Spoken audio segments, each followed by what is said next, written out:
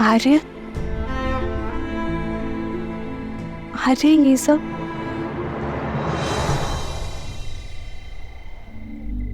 कर्तव्य पथ सीता, भरत और शत्रुघ्न मांडवी और श्रुत कीर्ति के साथ कैकेयी लौट रहे हैं।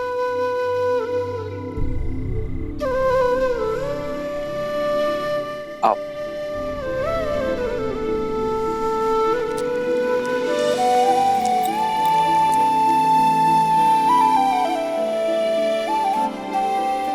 प्रणिपात भैया।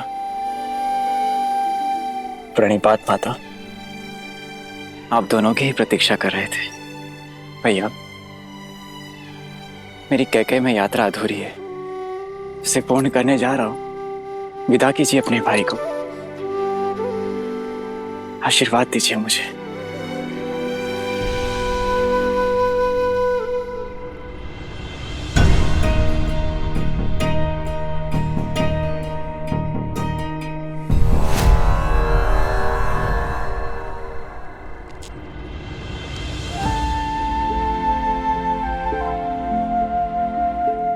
ये देखकर प्रसन्न हूं मैं भरत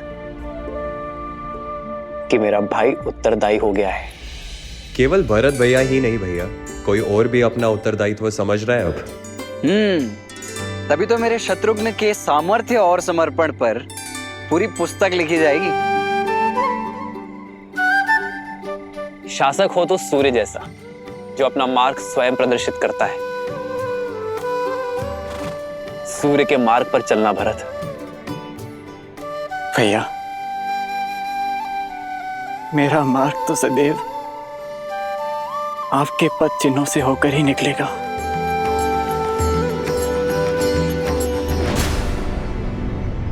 देखा कैकेयी, जाते जाते भी मेरे भरत के कान भर रहा ये राम। उसे तो अपनी परछाई से भी अलग होने का अवसर नहीं देता। आप चारों के जाने से घर सूना हो जाएगा। वापस लौटने में अधिक प्रतीक्षा ना करवाना भरत। शीघ्र लौटूंगा भाभी माँ। विदा कीजिए भैया।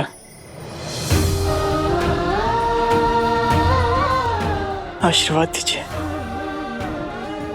उठो भरत, अपना धर्म निभाना भरत। संबंध अपने आप निभ जाएंगे। विदा कर रहा हूं अपने छोटे भाई को। प्रतीक्षा करूंगा एक कुशल प्रशासक की। और मैं वही कुशल प्रशासक बनकर लौटूंगा।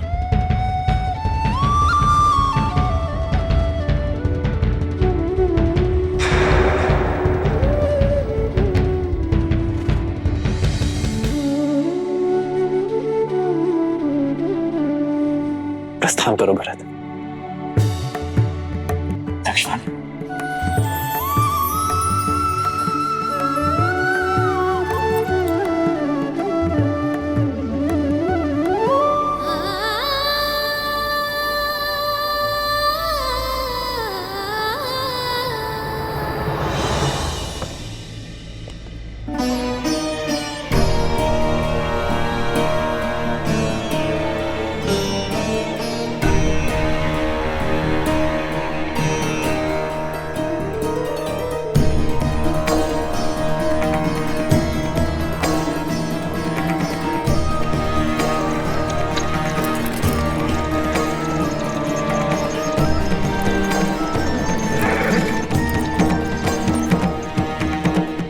भूल मत जाना कैकेयी कि वो कौन है जिसके कारण तुम्हें हर बार पुत्र वियोग सहना पड़ता है।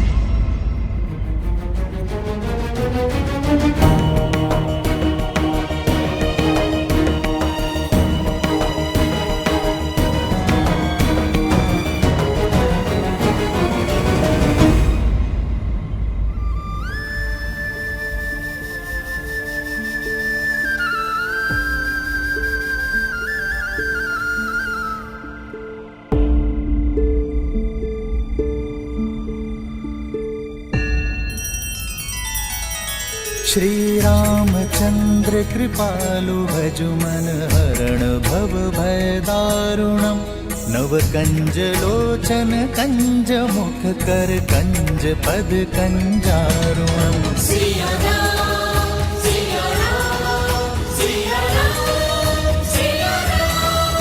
आदर्श और मर्यादा की है ये कथा महापावनम।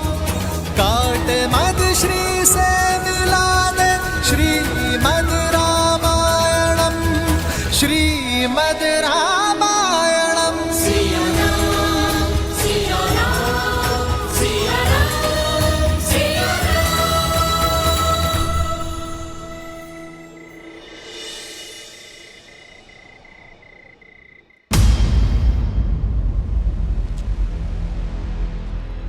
बड़े दृष्टिहीन माता पिता की इकलौती संतान हूँ।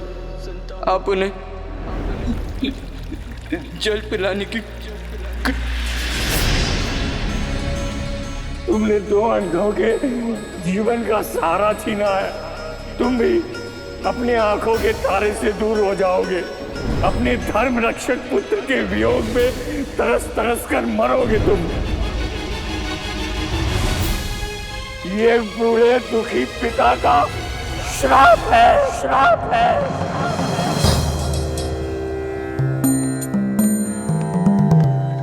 प्रणाम गुरुदेव। आयुष्मान भव। महाराज, अचानक स्मरण किया? सब कुशल तो है? जब मन में चिंता के बादल छाए हों तो आशा रूपी सूर्य का स्मरण तो हो ही जाता है। ऐसी कौन सी चिंता है जो अयोध्यापति को खाए जा रही है? चिंता तो कर्म फल है गुरुदेव। मेरी चिंता का कारण मेरे पाप से मिला वो श्राप है।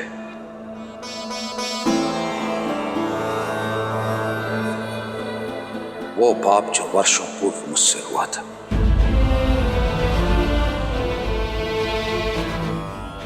भय मृत्यु का नहीं है गुरुदेव। मृत्यु तो आनी ही है। भय तो मृत्यु के मार्ग का है।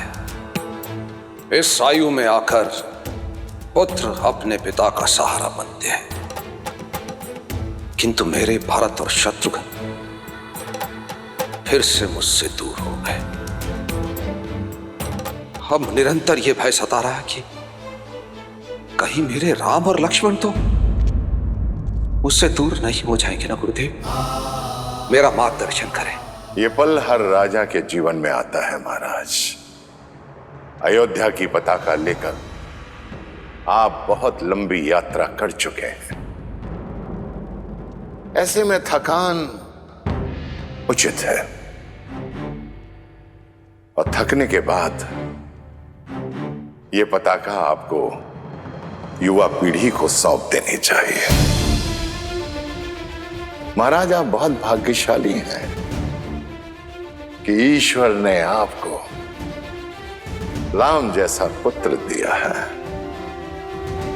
जो योग्य भी है और उत्तरदायी भी है, और प्रजा के बीच में जनप्रिय भी हैं। अपने धर्म और अपने शौर्य का परिचय पूरे संसार को दे चुके हैं। विवाहित भी हैं। मेरा आपसे अनुरोध है कि आप रघुनंदन को अयोध्या का सिंहासन सौंप दें और प्रजा के प्रिय राम को युवराज घोषित करें। अयोध्या की प्रजा ये देखने के लिए आतुर है।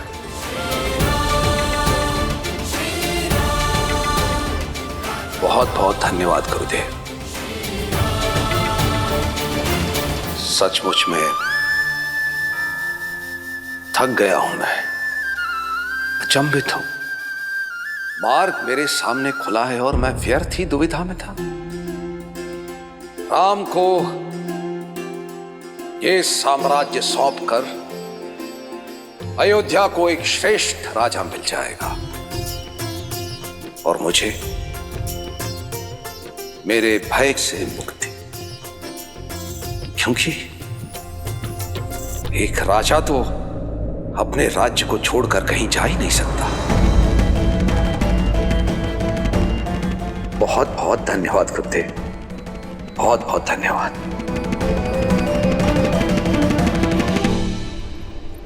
आप एक पुत्र की दृष्टि से देख रहे हैं, एक माँ की दृष्टि से भी तो देखिए। पुत्र के विवाह को 1 सप्ताह भी नहीं हुआ और उसे अपनी वधू के साथ अनिश्चित यात्रा पर जाना पड़ रहा है।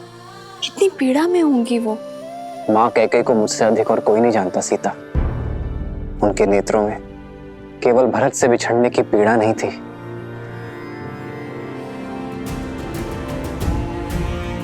एक आक्रोश था।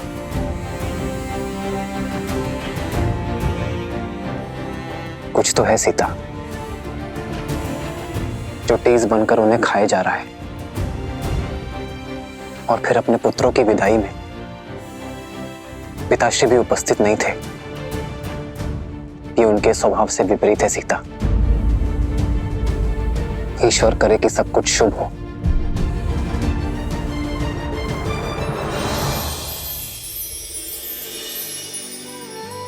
सब शुभ होगा जब माता पिता की वेदना को समझने वाला पुत्र उनके पास बैठकर उनकी मन की सुनेगा। उचित कहा तुमने सीता, इस विषय पर पिताश्री से बात करनी चाहिए।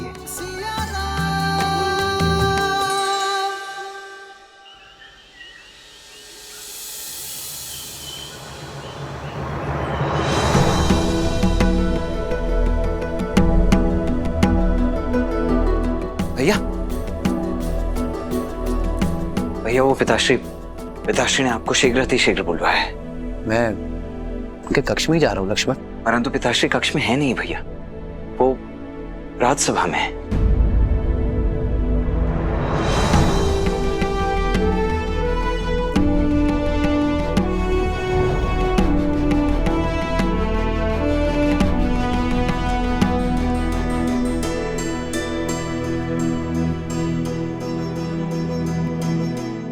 प्रणिपात पिताश्री।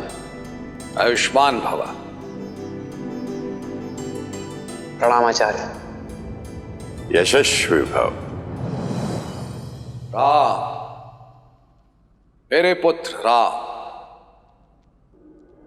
यहां मेरे समीप आओ।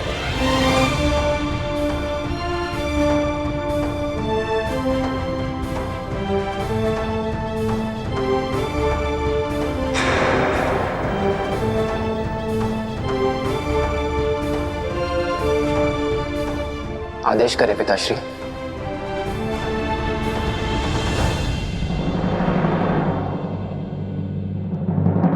सभासदों, एक राजा का धर्म है अपनी अंतिम श्वास तक प्रजा और राज्य की सेवा करना। किंतु आपका ये दशरथ आयु और समय से जीत नहीं सकता। वृद्ध हो गया हूं मैं, इसीलिए गुरुदेव वशिष्ठ के परामर्श और अपने विवेक से मैं अपने ज्येष्ठ पुत्र राम को अयोध्या का अगला राजा, अयोध्या का युवराज घोषित करने का प्रस्ताव रखता हूं।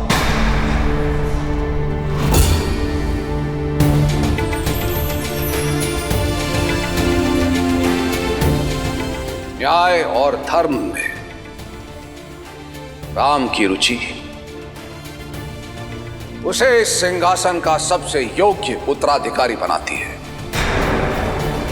श्री रामचंद्र की, श्री रामचंद्र की, श्री रामचंद्र की जय, श्री रामचंद्र की, श्री रामचंद्र की, श्री रामचंद्र की, श्री रामचंद्र की, श्री रामचंद्र की।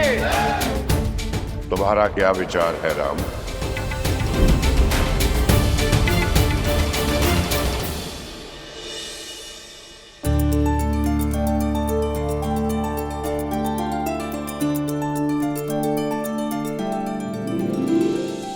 आचार्य, प्रजा राजा के लिए उसकी संतान होती है और एक संतान के लिए अपने पिता का निर्णय सर्वोपरि है। मेरे पिताश्री, अयोध्यापति महाराज दशरथ के आदेश का पालन करना मेरे लिए सौभाग्य है।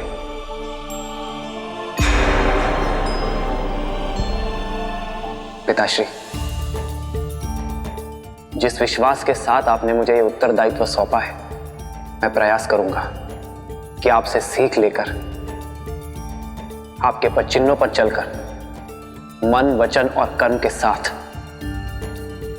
ये उत्तरदायित्व निभा सकूं, रघुकुल का मान यशस्वी कर सकूं।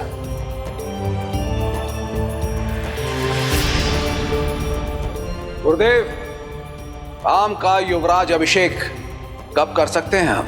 शुभस्य शीघ्रम। युवराज का अभिषेक कल ही हो सकता है।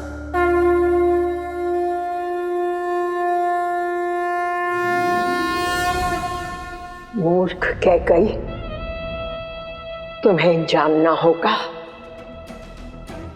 मां कह के तुम्हारी पीठ पर घात किया है राम ने।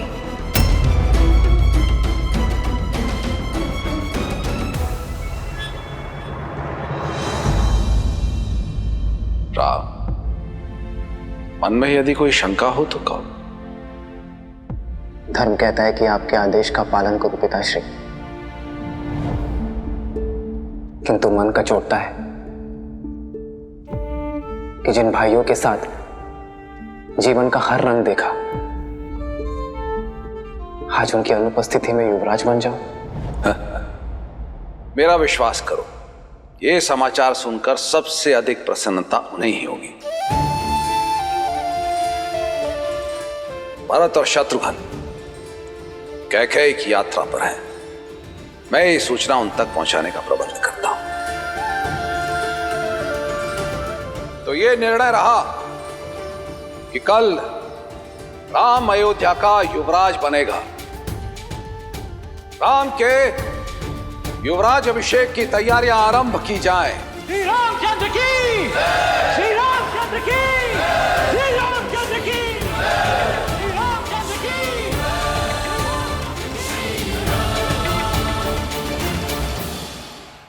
प्रेम के मीठे बोल बोल के इतना बड़ा घात किया उस राम ने। बेचारी कैकेयी, उसे तो इस चाल की भनक तक नहीं। सब नष्ट हो गया। मेरी इतने वर्षों की तपस्या नष्ट हो गई, सब नष्ट हो गया।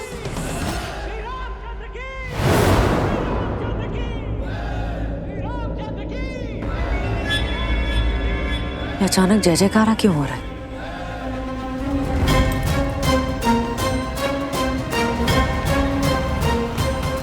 जय जयकार नहीं, ये मेरी कैकेयी के विनाश का नाद है। सब अनर्थ हो गया, तुम्हारा हर स्वप्न टूट गया। मंत्रा, क्या हुआ? तुम रो क्यों रही हो? बबूल के वृक्ष को पानी दोगी तो आंचल में कांटे ही गिरेंगे ना। देखो देखो क्या क्या।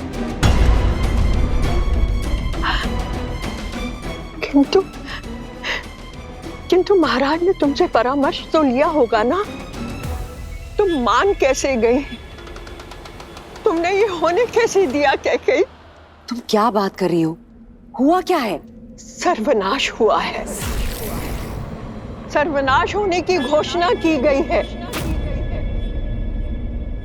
भरत को गए हुए कुछ क्षण भी नहीं हुए थे कि महाराज ने राम को युवराज घोषित कर दिया।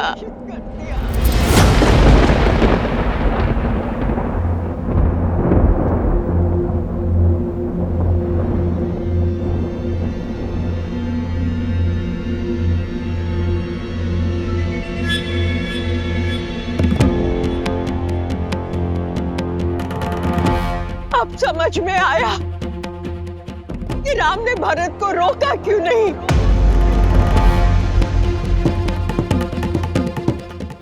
क्यों भरत का विवाह तुम्हारी अनुपस्थिति में कर दिया गया, और वो भी एक सामंत की पुत्री के साथ। जानबूझकर किया गया छल है ये। कोयल बनकर राम खेल गया तुम्हारे साथ। तुम्हारे पुत्र भरत का भविष्य नष्ट भ्रष्ट हो गया। कैकई अब तो जागो, कब सोचोगी उसके विषय में?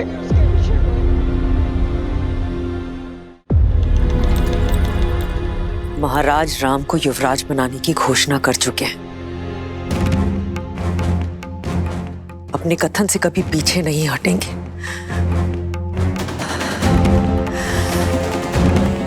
आपने मेरे पुत्र भरत के साथ ठीक नहीं किया महाराज।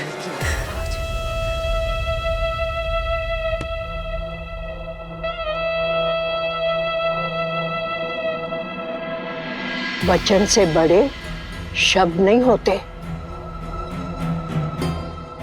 कैसे वचन? वो वचन जो समरासुर युद्ध के पश्चात महाराज ने तुम्हें दिए थे। तुमने केवल अपने पति के प्राणों की ही रक्षा नहीं की, अयोध्या के महाराज के प्राणों की भी रक्षा की है। एक नहीं, 2 वर देता हूं तुम्हें, मांगो। तुम तो भोली हो, भूल गई, किंतु लौटकर तुमने मुझे बताया था और ये मैं नहीं भूली। कैकई, तुम्हारे पास जीत का ब्रह्मास्त्र है, क्योंकि महाराज सब कुछ हार सकते हैं, किंतु रघुकुल का मान और अपना दिया हुआ वचन नहीं हार सकते।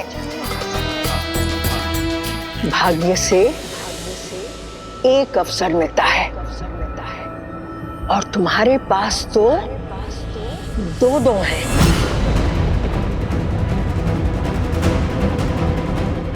मैं अभी जाकर महाराज से बात करती हूँ। रुको कैकई, तुम स्वयं वहां जाओगी तो ऐसे लगेगा कि हाथ फैलाकर भीख मांग रही हो। कैकई, ऐसा कुछ करो कि महाराज स्वयं तुम्हारे पास आए। ये श्रृंगार त्याग दो और को भवन में जाओ। मैं अभी महाराज को बुलाकर आती हूँ और 2 वचनों से राम की छाया को भरत से कैसे हटाओगी और क्या मांगोगी, ये सोचो।